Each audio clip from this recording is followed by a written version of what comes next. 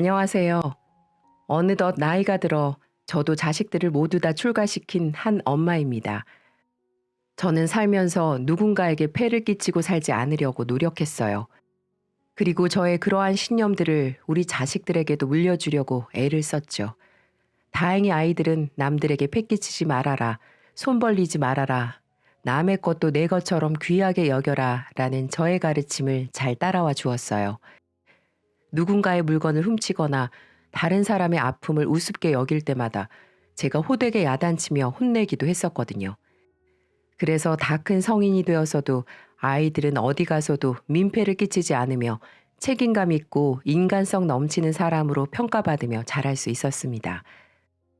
하지만 사람이 내가 살아간 대로 대우를 받지는 않는 것 같더라고요. 물론 저도 살면서 그런 경험들을 하긴 했지만 눈에 넣어도 안 아플 내 자식이 얼마 전에 겪은 아픔으로 인해 제가 잘 가르친 게 맞는 건가 하는 회의감이 들더라고요. 하지만 모든 과정이 다 끝난 뒤 결과를 봤을 때는 제가 맞았다는 것을 확실하게 알 수 있었습니다. 저는 슬하에 일남 이녀를 놓고 있습니다. 우리 첫째와 둘째는 딸이고 막내가 아들이에요. 남편도 저도 딸과 아들 둘 다 낳고 싶었는데 둘째까지 딸이 나오니까 여기까지만 해야 하나 보다 했었어요. 그러다 생각지도 못하게 아이가 찾아왔고 그 아이는 저희가 그토록 원하던 아들이었습니다.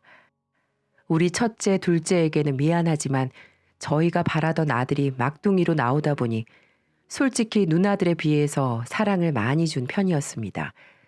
물론 그렇다고 해서 첫째, 둘째를 사랑하지 않은 건 아니었지만 셋째를 좀 더 각별히 여겼었어요. 근데 우리 막내가 워낙에 애교도 많고 성품이 착하다 보니 누나들에게도 잘했습니다. 그래서 누나들도 우리 막내를 끔찍하게 아끼며 누나 노릇들을 톡톡히 해내주었어요. 그래서 삼남매는 우애도 좋았죠. 그 덕에 우리 부부도 자식들 때문에 속 썩는 일 없이 편하게 살 수 있었습니다. 그렇게 큰 탈 없이 잘 자라준 삼남매는 각자 대학도 들어가고 직장까지 취업을 하며 뿌듯하게 커주었습니다. 첫째는 공부를 잘해서 좋은 대학 나와 대기업으로 취업을 했고, 둘째는 공부 욕심은 없었어도 손재주가 좋아 지금은 요즘 젊은이들이 많이 한다는 공방을 차려서 운영을 하고 있어요. 우리 막내 아들도 첫째 누나 따라서 서울로 대학을 가더니 취업까지 곧잘 해서 잘 다니고 있었죠. 그 뒤로는 누나들이 먼저 시집을 가고 나서 막내도 직장에서 자리 잡은 이후에 결혼할 여자를 소개시켜주고 싶다며 집에 데리고 왔습니다. 여자는 직장 동료가 소개시켜줘서 만났다고 하더라고요. 만난 지는 1년이 좀 넘었다고 하는데 첫 만남에서 예쁘장하니 성격은 꽤나 있어 보였습니다. 하지만 어른들한테 경우가 없는 것 같지도 않고 적당하게 예의 차리며 말도 곱게 하려는 노력이 보여서 마음에 들었어요. 집안은 평범한 듯 했습니다. 저희도 남편이 초등학교 교장 선생님으로 평생을 일을 하고 있었고 저는 은행에서 일을 하다가 막내를 낳으면서 퇴직을 한 이후로 쭉 주부로 지내고 있는 평범한 집이었어요. 그 집안은 부부가 갈비집을 운영하면서 장사를 하고 사는 것 같더라고요. 하지만 저희는 집안은 크게 중요하지 않았습니다. 그냥 사람 됨됨이만 되어 있으면 그걸로 족하다고 여겼어요. 근데 처음 소개받는 자리에서 얌전히 앉아서 적당하게 어른들에게 비위 맞추고 예의 차리는 모습을 보면서 괜찮은 처자라고 생각을 했죠. 그래서 결혼도 허락을 했습니다. 각자 양가의 인사를 마친 아이들은 상견례를 추진했고 저희는 기분 좋게 나간 상견례 자리에서 약간의 찝찝함을 느껴야 했습니다. 처음에 인사를 하고 식사를 시작할 때까지만 해도 분위기는 괜찮았습니다. 하지만 혼수나 결혼식 날짜 등을 상의하며 대화를 하는 내내 은연중에 드러나는 사돈 쪽에 돈을 밝히는 모습들이나 타인을 지나치게 신경 써서 결혼을 준비하는 모습들이 좀 부담스러웠어요. 하지만 일단은 큰 문제가 되지 않는 선이었기 때문에 넘어갔습니다. 시댁 쪽에서는 집을 좀 더 큰 곳으로 했으면 했지만 저희는 둘째까지 시집을 다 보낸 뒤라 여유가 넉넉지 않아 24평까지밖에 해줄 수 없었어요. 그것도 미리 결혼을 시킨 두 딸이 같이 보태서 해주었기 때문에 가능했던 거였어요. 하지만 아들의 처가 쪽에서도 우리한테 요구하는 만큼의 혼수를 해온 것도 아니었어요. 그쪽은 중고도 충분히 쓴다며 가전제품들은 대부분 요즘 많이 사용하는 중고거래 어플을 통해서 사왔습니다. 솔직히 어이가 없었지만 그걸 가지고 뭐라고 하고 싶지는 않았어요. 그래서 그쪽에서 알아서 혼수를 준비하는 대로 두고 꺼림직한 부분들이 있기는 했지만 일단은 결혼까지 잘 마무리를 지었습니다. 다행히도 아이들은 그래도 본인들끼리 좋아 죽겠는지 결혼 생활은 잘 하는 듯 해 보였어요. 그리고 저희 집과 가까워 왕래를 자주 하며 함께하는 시간을 많이 가졌었어요. 처음에는 시댁에도 어려워하지 않고 잘 놀러 오는 며느리가 예뻤습니다. 보통은 시댁을 어려워할 텐데 우리 며느리는 그런 게 없었어요. 그냥 어머니 하면서 집에 잘 들락날락 거렸죠. 하지만 문제는 정말 어머니만 부르고 저희 집에는 들락날락만 한다는 거였어요. 아들 부부는 자주 오는 시간이 거의 둘 다 퇴근을 하고 나서였습니다. 저희 집에서 저녁을 함께 먹으러 오는 건데 일 끝나고 집에 돌아오면 거의 7시가 다 되어 제가 밥을 다 차려놓을 때쯤에 들어오곤 했었어요. 근데 그것까지는 이해합니다. 며느리도 같이 일을 하는 입장이었기 때문에 미리 와서 같이 저녁을 만들 시간이 없다는 걸 잘 알고 있었거든요. 하지만 밥을 먹고 나서도 며느리는 상도 치우지 않고 그대로 거실로 나가 TV를 봤습니다. 그리고는 후식으로 저희 아들이 과일을 깎아 내줄 때까지 기다렸다가 과일만 쏙 먹고는 그대로 본인들 집으로 돌아가곤 했어요. 며느리는 외동딸이었는데 외동으로 너무 오냐오냐 키워졌는지는 몰라도 해도 해도 너무했습니다. 상견례장에서 보고 결혼 준비 과정에서 볼 때는 몰랐던 예의 없는 행동들이 너무 눈에 띄기 시작했어요. 그래서 참아주다가 도저히 안 될 것 같아 이야기를 했습니다. 예, 아가. 어른들이 밥 차릴 때까지 있다가 왔으면 뒷정리는 혼자는 못하더라도 같이는 해야 할 것 아니니? 어떻게 손을 깠다가 안 해? 이리 와서 설거지도 좀 하고 식탁도 좀 닦아봐. 아, 어머니, 저 몇 번 해봤는데 저 진짜 손에 물도 안 묻히고 살았더니 설거지 너무 어려워요. 저번에도 설거지하다가 몇 번 그릇 깨먹을 뻔했단 말이에요. 좀 봐주세요. 대신에 저희가 용돈 많이 드릴게요. 하지만 며느리는 죄송하다고 하기는커녕 오히려 용돈으로 줄 테니 설거지는 나보고 하라는 식으로 이야기를 했습니다. 저는 어이가 없어서 다시 말했어요. 예, 나도 싫다. 내가 네 식모야? 내가 거지도 아니고 어디서 용돈 운운하면서 며느리 도리 지키라는 걸 그렇게 무시하려고 들어? 모르겠으면 배울 생각을 해야지. 내일부터 뒷정리할 거 아니면 밥 먹으러 오지 마라. 저는 버릇없게 나오는 며느리에게 따끔하게 이야기를 했습니다.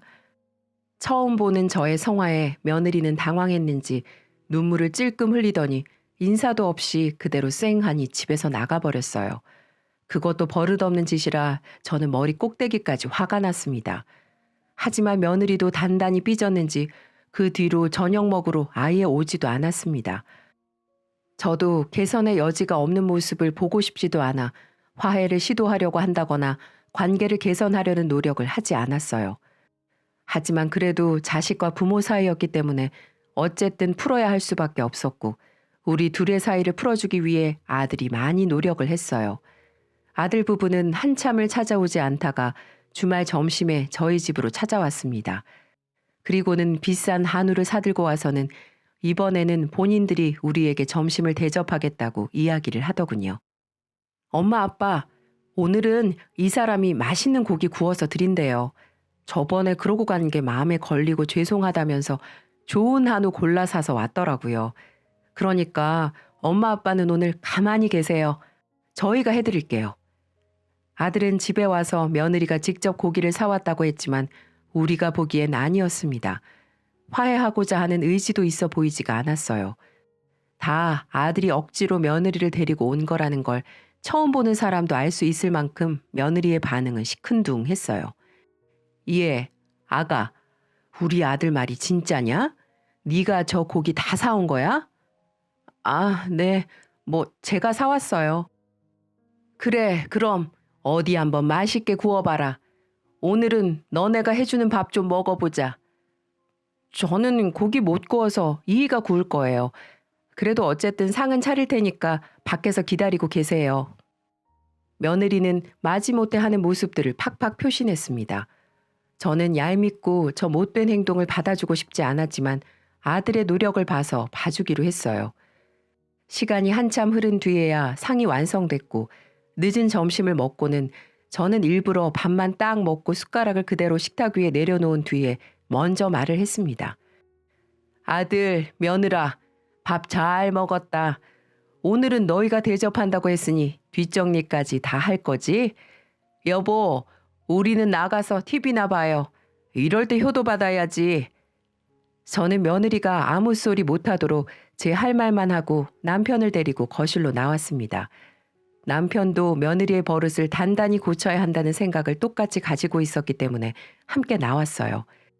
그렇게 뒷정리가 끝날 때까지 저희 부부는 기다리고 있었어요. 근데 중간에 말도 없이 큰딸 부부가 찾아왔더라고요. 큰딸 부부는 멀리 살아서 저희 집에 자주 올 수 없었기 때문에 정말 반가웠습니다. 게다가 큰딸내는 자식이 벌써 3명이나 있었기 때문에 오랜만에 보는 손주들이 더욱 반가웠어요. 오랜만에 근처에 왔다가 서프라이즈로 얼굴을 보여주고 싶었다며 온 큰딸내와 함께 저희는 다 같이 커피를 마시러 나가기로 했습니다.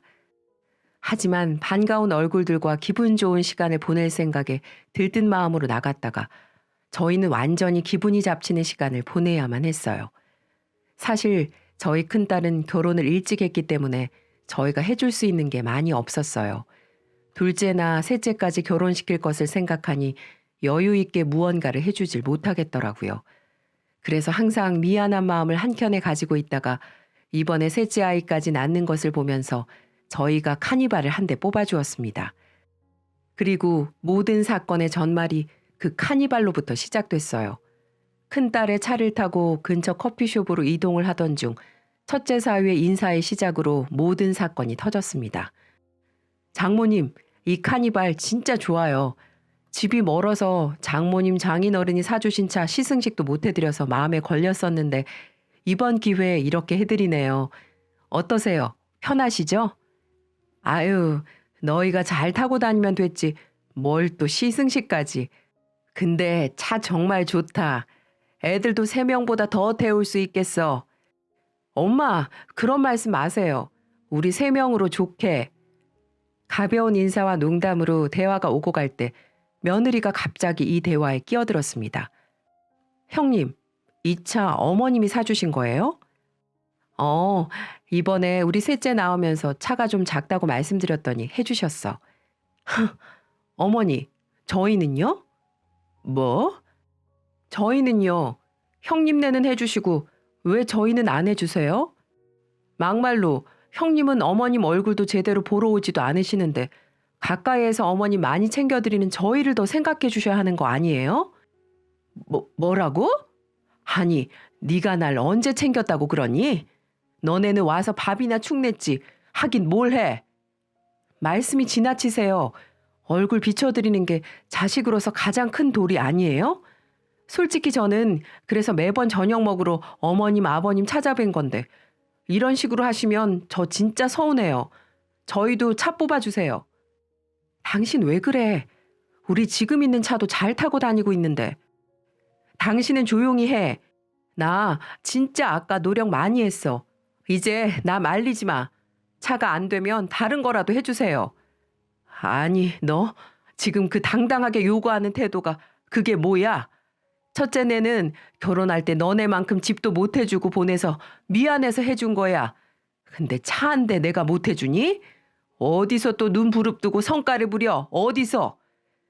저는 며느리의 적반하장의 태도를 또다시 보며 기분이 팍 상해버렸습니다. 그래서 큰딸에게 미안했지만 커피 마시러 갈 기분이 아니라 그 자리에서 차에서 내려 남편과 택시를 타고 집으로 와버렸어요. 그 뒤에 첫째한테 들은 이야기지만 저의 큰딸이 저 대신에 며느리한테 한바탕 했나 보더라고요. 결국에는 그 둘 사이도 그렇게 틀어지고 말았죠. 역시나 그 뒤로 며느리는 또 저희 집으로 찾아오지 않았습니다. 저도 풀 생각이 없었기 때문에 이번에도 먼저 연락을 하지 않았어요. 그러다가 또 하나의 비극이 저에게 찾아오게 되었습니다. 어쩐 일인지 며느리가 갑작스럽게 저에게 전화를 했더라고요. 밤이 늦은 시간이었고 저는 화가 나 있는 상태라서 받지 않을까도 싶었지만 밤 늦게 전화한 적은 없었기 때문에 뭔가 이상해 받았어요. 아니나 다를까 그 전화를 받자마자 저는 주저앉아 버리고 말았습니다. 며느리가 저에게 들려준 소식은 영업직을 하던 아들이 요즘 들어 계속 야근을 하며 무리를 했는데 그게 생각보다도 더 무리가 되었는지 과로와 스트레스가 겹쳐 뇌출혈이 터졌다는 거였습니다. 그것도 밖에서 쓰러져 사람들이 신고를 해서 병원으로 실려가고 있었고 그 소식을 전해 들은 며느리가 저에게 바로 연락을 한 거였어요. 저는 그 소리를 들으며 남들에게나 일어날 거라고 생각했던 일이 젊은 우리 아들에게 일어난 것을 보며 믿을 수가 없었습니다. 뇌출혈은 중년에게만 일어나는 일이라고만 알고 있었거든요. 그래서 그 순간 정신을 놓을 뻔했지만 얼른 정신을 붙잡고 남편과 병원으로 달려갔습니다. 우선 의식불명 상태입니다. 출혈이 심해서 언제 깨어날 수 있을지 장담을 할 수 없어요. 머리 쪽을 많이 다쳐서 경과는 좀 지켜봐야 할 것 같아요. 믿을 수 없는 의사의 이야기에 저는 그대로 주저앉아 병원이 떠나가라 울었습니다. 이게 무슨 일이야? 내 아들아, 이게 무슨 일이야? 며느리는 한참 울고 있는 저를 저의 남편과 함께 말렸습니다.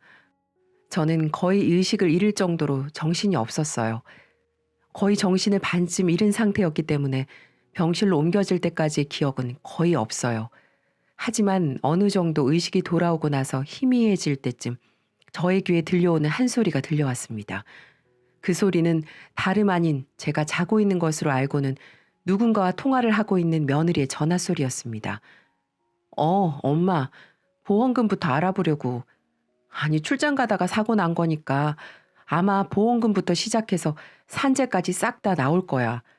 내가 인터넷으로 잠깐 찾아봤는데 돈 장난 아니더라고. 땡 잡은 거지 뭐. 에휴, 그 쪼잔하고 꼰대 같은 시어머니는 옆에서 쓰러져서 누워있는데 솔직히 속이 다 시원했어. 나한테 꼰대질한 데까지 뭐. 남편은 이대로 안 깨어나는 게 더 나을 듯해. 일어나서 식물인간 될지도 모른다는데 아우, 그냥 돈 받고 끝내는 게 낫지. 저는 처음에는 희미하게 들려오는 목소리에 꿈인 줄만 알았습니다.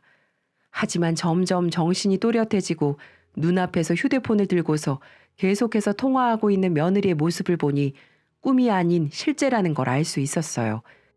그래서 그대로 저는 손에 있는 링겔도 인식하지 못한 채 그대로 일어나 달려가서 며느리의 머리를 잡아 끌었습니다. 야, 이 못된 년아. 뭐? 보험금? 어디서 우리 아들 보험금을 운운하고 있어? 이 나쁜 년아. 어머니, 이건 놓고 말씀하세요. 아파요. 내 아들은 다 죽어가고 있는데 이까짓 게 아파? 아프다는 소리가 나와 지금? 저는 손에 꽂혀있는 링겔에서 피가 나고 있는 것도 인식하지 못한 채 며느리의 머리채를 한참 끌어내렸습니다. 그리고 화장실을 갔다 왔는지 뒤늦게 들어온 남편이 저의 상태를 보고 급하게 말렸어요. 며느리는 저에게 잡힌 머리끄댕이를 해방되자마자 뒤도 안 돌아보고 그대로 나가버렸어요. 저는 모든 사실을 남편에게 다 이야기를 했습니다. 그때부터는 아들이 깨어나기만을 기다리면서 일어나자마자 이혼을 시킬 생각이었어요. 며느리도 눈치가 있었는지 그 뒤로 병원으로도 찾아오지 않았습니다. 의식이 돌아오지 않는 아들을 보면서 정말 잘못되면 어쩌나 걱정이 많이 되었죠. 저는 정말 간절히 기도를 하며 아들이 일어나기만을 기다렸습니다. 그리고 정말 저의 간절한 기도에 하늘이 도우셔서 아들은 기적처럼 눈을 떴어요. 정말 하늘이 도왔다는 말 말고는 할 수 있는 게 없었어요. 저는 아들이 회복이 되었으니 이제는 본격적으로 며느리와 이혼을 시키기 위해 준비를 해나갔습니다. 아직은 아들에게 진정이 필요한 상황이라 따로 말하지 않고 며느리를 먼저 불러서 이야기를 하고자 했어요. 둘이 만나는 자리에 나와서도 며느리는 아직도 잘못을 인정하고 있지 않았는지 시큰둥한 모습이었어요. 저는 진짜 이제는 조금도 관계 회복의 여지가 없다는 것을 느끼며 며느리에게 물었습니다. 이제 말해봐. 내 아들 보험금 타서 너 뭐 하려고 그랬어? 그걸 어머니가 알아서 뭐 하시게요. 어차피 그 인간도 일어난 마당에 그게 중요한가요? 그래? 그래. 그럼 당장 이혼해. 내 아들 일어난 마당에 너한테 다시는 못 준다. 당장 이혼해. 네. 안 그래도 이혼하려고 했어요. 저한테 꼰대처럼 구시는 어머니도 보기 싫었고 맨날 어머니 편들어대는 남편도 더는 안 맞아서 어차피 같이 안 살려고 했어요. 알겠어요. 이혼할게요.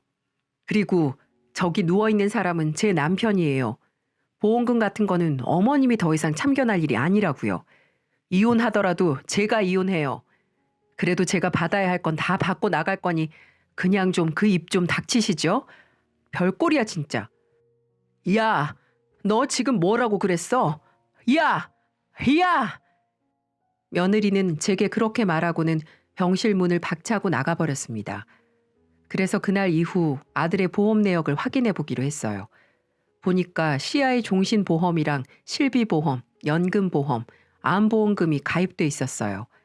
그중에 CI 종신보험이 눈에 띄었는데 그 보험은 아들이 죽지 않아도 80% 후유장애 발생 시 받을 수 있는 돈이었어요. 이걸 보면서 가만 생각해 보니 며느리는 아들이 영영 깨어나지 못할 수 있는 가능성에 이 돈을 노린 걸로 보였습니다. 하지만 아들이 극적으로 깨어나다 보니 모든 게 물거품이 되어버린 걸 알고서는 지금까지 결혼 생활하면서 자기도 기여한 부분이 있다며 재산 분할이라도 조금이라도 받아서 빨리 이혼하고 싶어 하는 듯 보였습니다. 하지만 전 절대 그렇게 할 수 없었어요. 아들의 피 같은 재산을 순순히 내주고는 싶지 않았어요. 이렇게 누워있는 것도 불쌍한데 재산까지 내주면 너무 억울할 것만 같았습니다. 그래서 이번에는 순순히 이혼을 해주지 않고 정 이혼하고 싶으면 이혼 소송을 걸라고 말했습니다. 그러자 며느리는 이혼 소송하면 자기가 유리할 게 없다는 판단이 들었는지 다시 제게 와서 깨끗이 이혼할 테니 2천만 원만 달라고 하더군요. 그래서 저도 고민 끝에 더 이상 며느리와 엮이고 싶지 않고 아들이 상처받는 모습을 더 이상 보고 싶지 않아 2천만 원만 주고 이혼을 시키기로 결정했습니다. 그때 제가 아들한테 사준 집값은 처음 살 때보다 많이 오른 상태였기 때문에 그 2천만 원을 며느리에게 줘도 크게 손해볼 것 같지 않은 것 같아 내린 결정이었습니다. 그리고 아들도 제 결정에 동의했고요. 몸은 마음대로 못 움직이지만 의식은 또렷했기 때문에 저와 의사표현은 할 수 있는 정도였어요. 이후 며느리가 나가서 아들이 눈물을 흘리는 모습을 보고 얼마나 애미로서 마음이 아팠는지 모릅니다. 평생 배우자로 생각했던 여자가 저러고 나가버리니 그 마음이 얼마나 아프고 답답할지 말은 안 해도 전 알 수가 있었습니다. 참 괘씸했어요. 어떻게 인간의 탈을 쓰고 저렇게 매정하고 지 남편을 헌신짝처럼 버릴 수가 있는지 꼭 천벌을 받으라고 얼마나 저주를 퍼부었는지 모르겠네요. 하지만 하늘은 역시나 저의 편이었습니다. 몇 달 뒤 아들은 몸이 많이 회복되어 아직까지는 침대 신세를 지고 있어야 하긴 했지만 그래도 의사소통과 밥 먹는 게 조금씩 가능해졌어요. 그렇게 여느 때처럼 아들을 옆에서 케어해주고 있는데 어느 날 갑자기 안사돈이었던 사람이 병실 문을 열고 찾아왔더군요. 다짜고짜 와서는 우리에게 싹싹 빌며 미안하다, 잘못했다, 도와달라고 애원하기 시작했습니다. 사돈, 미안합니다. 제발 도와주세요. 우리 딸 좀 도와주세요. 여기밖에 말할 곳이 없습니다. 그간 산 정을 생각해서 좀 도와주세요. 갑자기 와서 무슨 뚱딴지 같은 소리예요? 그리고 여기가 어디라고 와요? 어서 나가지 못해요? 지금 우리 딸이 감옥에 가게 생겼어요. 전 들어가도 상관없지만 우리 딸만은 막아주세요. 이혼하고 괜히 저 때문에 인생 파탄나게 생겼다고요. 뭐요? 감옥이요? 아주 잘 됐네요. 그녀는 인생을 그따위로 살 때부터 그런 일이 벌어질 줄 알았지. 지 남편 사경을 헤맬 때 보험금부터 찾은 년인데 그런 일이라고 안 벌어지겠어요? 됐고, 우리는 이혼한 순간부터 그녀는 잊었으니 감옥에 가든 말든 우리는 알 바 없고 여긴 다시 찾아오지 마세요. 재수 없으니까. 그렇게 말하고는 혼자 그간에 있었던 일을 내게 말하는 안사돈을 내쫓아 버렸습니다. 내용을 대충 들어보니 이랬어요. 동네에서 계주를 맡아서 하고 있던 안사돈은 어느 날부터 그 돈을 횡령해 사치를 부렸고 이상한 데 투자를 해서 돈을 잃은 상황이었나 봐요. 그때가 마침 우리 아들이랑 이혼한 시기였을 때였고 며느리는 그때부터 이상한 데 투자를 할 때부터는 주도적으로 일을 꾸몄고 결국 일이 터지는 바람에 지금은 전국 방방곳곳을 돌며 도망자 신세로 지낸다고 했습니다. 그러자 계모임 회원들이 그들의 사기죄로 고소를 한 상태로 보였습니다. 그러자 안사돈은 얼마나 다급했던지 결국은 이혼한 우리에게까지 돈을 요구하러 온 거였습니다. 정말 웃기지 않나요? 이혼한 사돈집에 돈을 빌리러 오는 게 역시 그 애미의 그 딸이었습니다. 하는 짓거리도 정말 똑같았어요. 감방에 가게 생긴 딸을 도와달라며 찾아온 사돈을 저희는 매섭게 내쳤습니다. 나중에 아들과 전 며느리와 같이 잘 알고 지내던 지인을 통해서 들려온 소식은 결국 며느리는 감방에 가게 되었다는 소식이었습니다. 아들과 오랜만에 연락을 해서 알려준 모양이더라고요. 저도 그 이야기를 들으면서 얼마나 속이 시원했는지 몰라요. 자업자득이죠 뭐. 역시 사람은 죄를 짓고 살면 안 된다는 걸 그 집구석 보며 한 번 더 느낄 수가 있었네요. 저희는 그들을 상관하지 않기로 했습니다. 단지 더욱 착실하게 살아가며 남에게 민폐 끼치며 살지 말아야겠다고 생각하고 말았어요. 게다가 지금은 제가 남의 자식을 신경 쓸 겨를도 아닙니다. 우리 아들을 돌보기에도 바쁘거든요. 우리 아들은 아직도 상태가 많이 안 좋은 상황이에요. 하지만 앞으로 상태가 좋아지든 안 좋아지든 계속 옆에서 지켜줄 겁니다. 이러라고 애미가 있는 게 아니겠어요? 지금은 제가 옆에서 말동무가 되어주고 음악도 들려주고 애미가 할 수 있는 건 최대한 케어해주고 있습니다. 아들도 그런 저의 마음을 아는지 한번 아들의 몸을 닦아주고 있는데 말없이 눈물을 흘리고 있더군요. 저도 그걸 보면서 얼마나 가슴 아파서 울었는지 몰라요. 그래서 전 더 힘을 내보려고요. 내 뱃속에 힘들게 낳은 자식 내가 쓰러질 때까지 잘 보살피겠습니다. 제가 부디 약해 빠진 생각하지 않도록 많은 응원 부탁드립니다. 가족들과 함께 좋은 시간들 보내시기를 바랄게요. 감사합니다.